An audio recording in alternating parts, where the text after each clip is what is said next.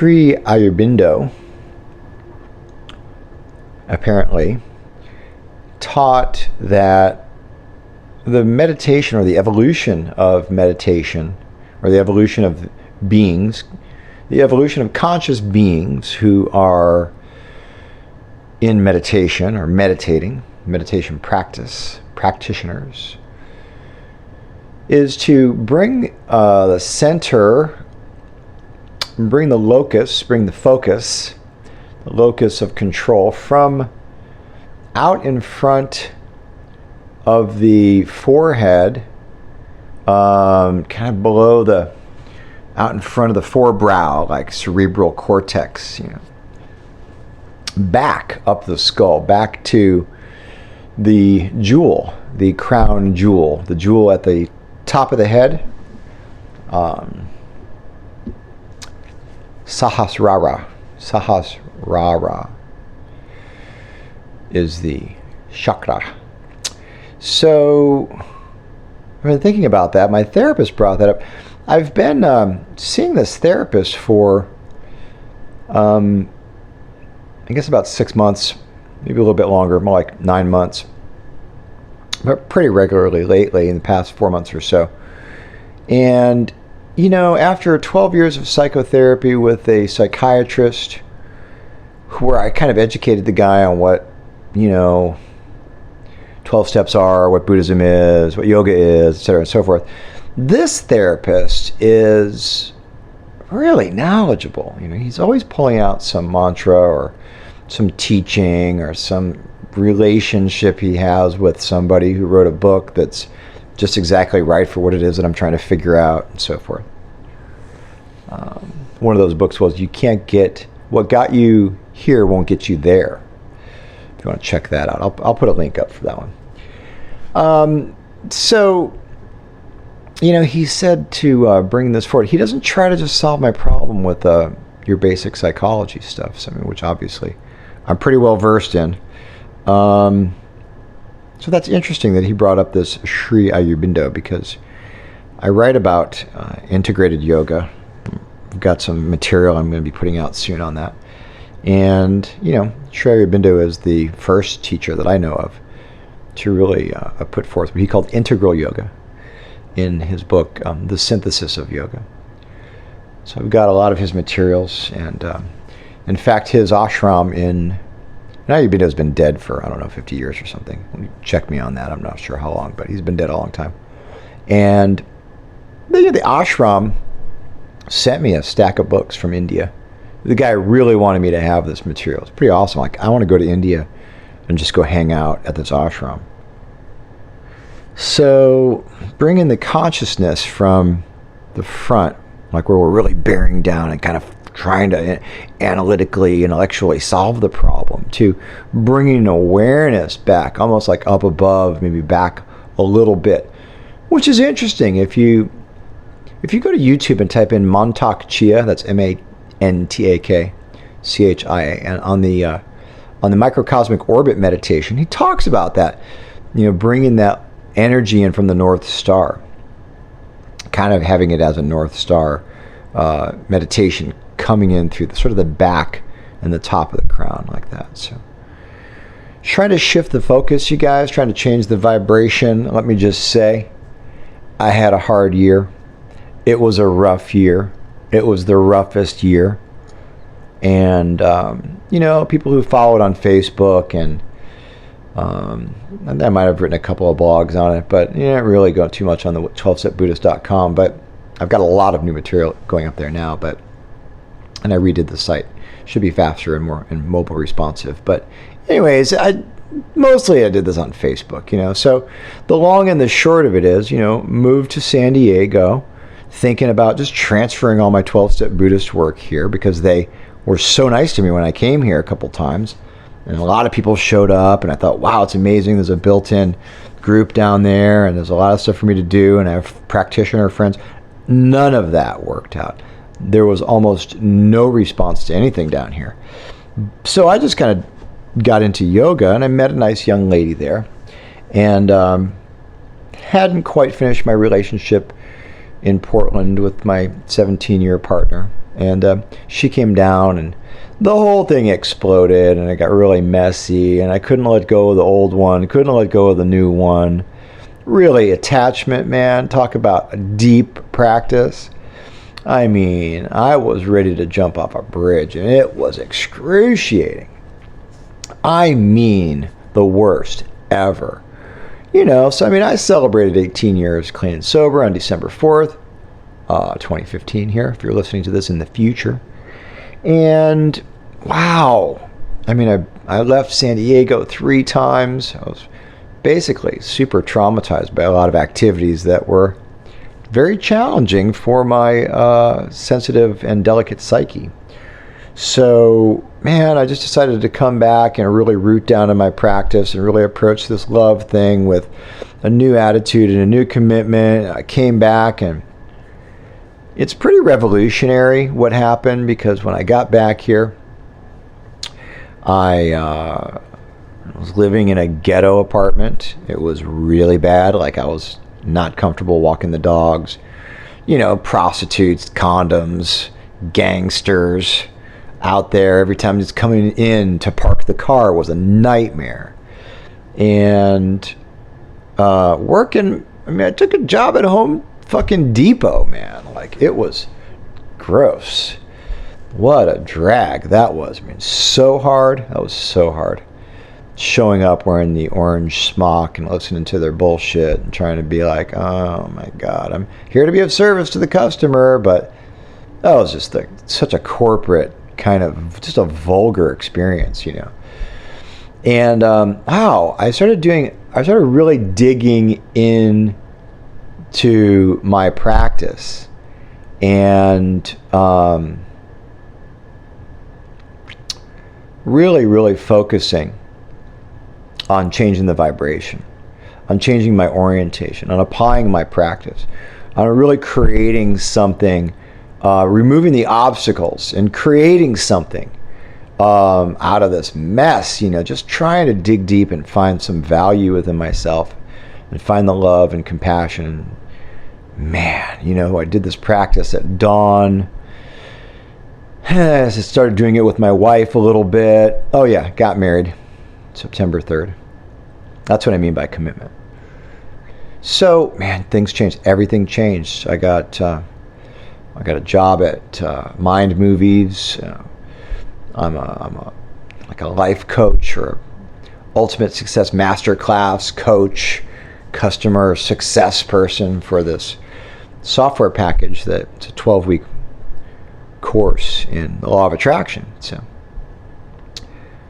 doubled the income. She got a new job, moved into a luxury downtown building. I mean, I walk or ride my bike to work. There's a dog park in the building, fitness center, hot tub. I mean, everything changed, man. Everything changed.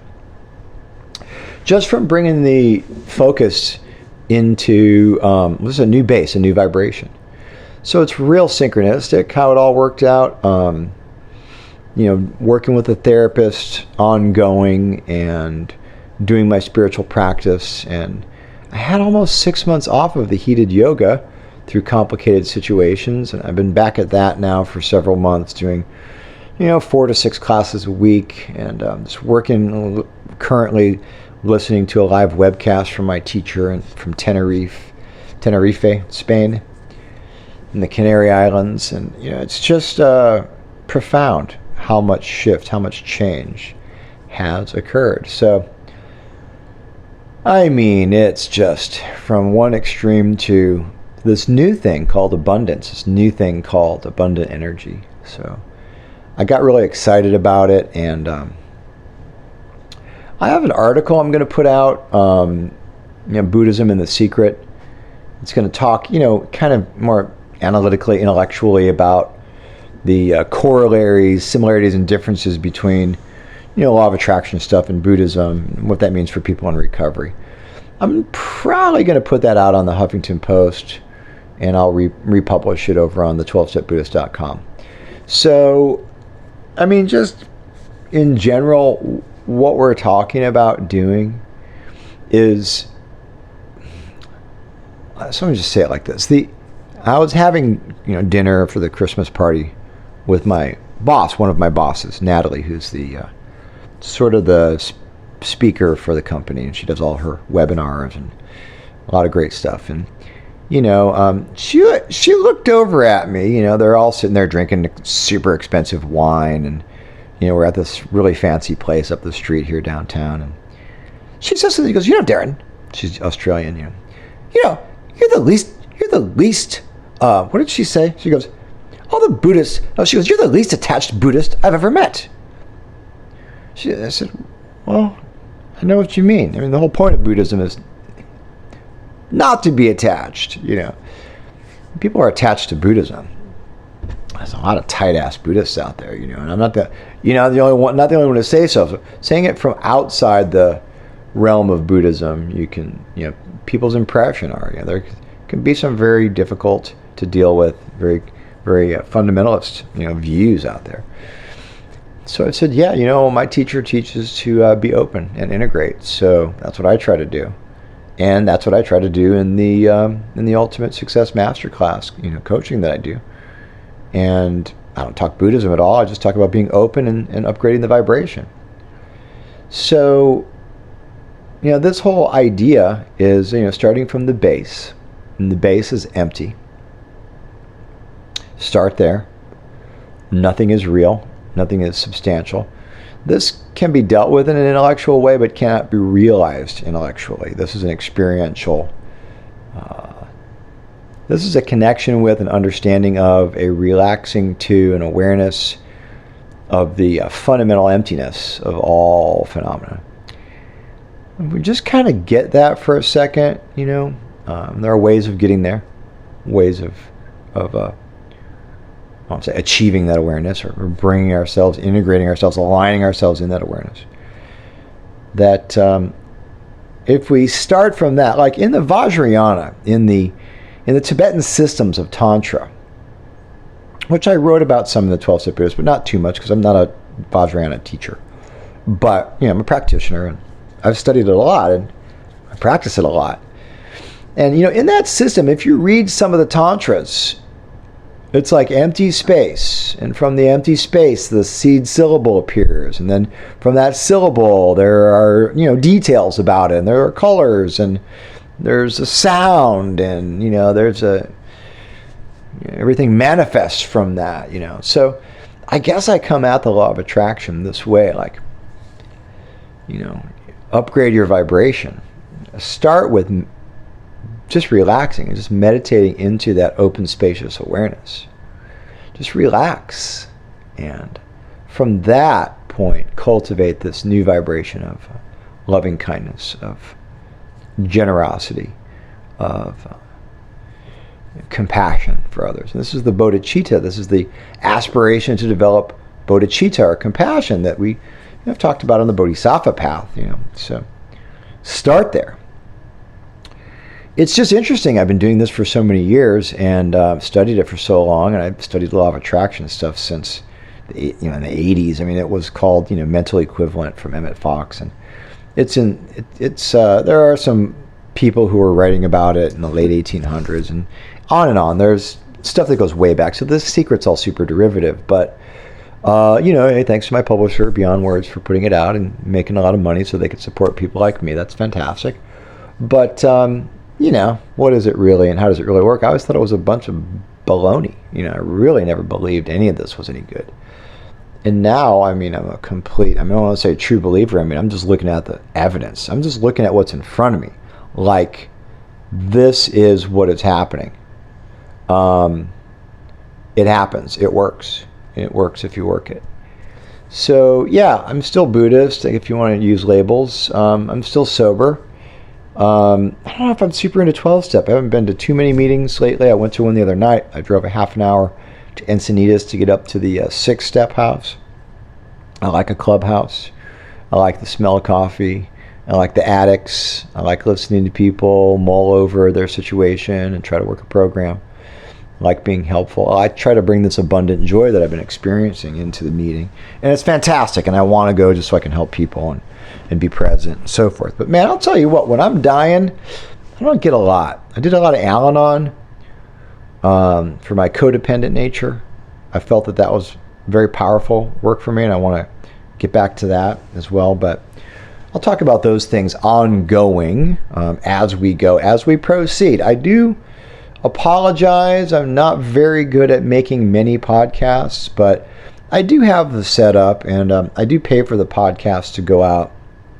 I've been keeping that going since 2009, I think. And this is only the 25th episode. But man, this thing gets like at least 1,500 downloads a month. There are over half, it's like 600,000 downloads of this podcast since I started it. So it definitely means to me that there are people who need it. There's interest. People relate to what I'm sharing. My wife and I have been watching the Marc Maron show, the TV show, and she's always saying how I remind her of him, or he reminds her of me or something. Just sort of like, I'm a little bit, I just say it how it is, man. That's it, and I'm a little edgy, and I don't give a fuck what anybody thinks. Honestly, I'm here to help you if you need help. You want me to be some tight-ass Buddhist that's like, oh no, it has to be this way. Forget about it. I'm not into it, man. I'm about being open, living life, being free and being joyous and being happy, like we talk about in 12-step. So I was sitting there the other day, and I was trying to think, how could I share this with people, like how I've gone from being a mess to being on the road to success. I mean, success being like, hey, I can pay the frickin' cable bill, and I can eat, and I've got decent clothes on, and I get a nice haircut, and I'm happy, and I like people, and I want to be of service. And how do I get there from this wanting to jump off a bridge and being so struck with confusion and panic that I couldn't function, couldn't help anyone. What happened? What did I do? So I mean, I really have kept doing what I've always done, which is reaching out for help and trying to stay fit and doing all the spiritual practice that I can and so forth.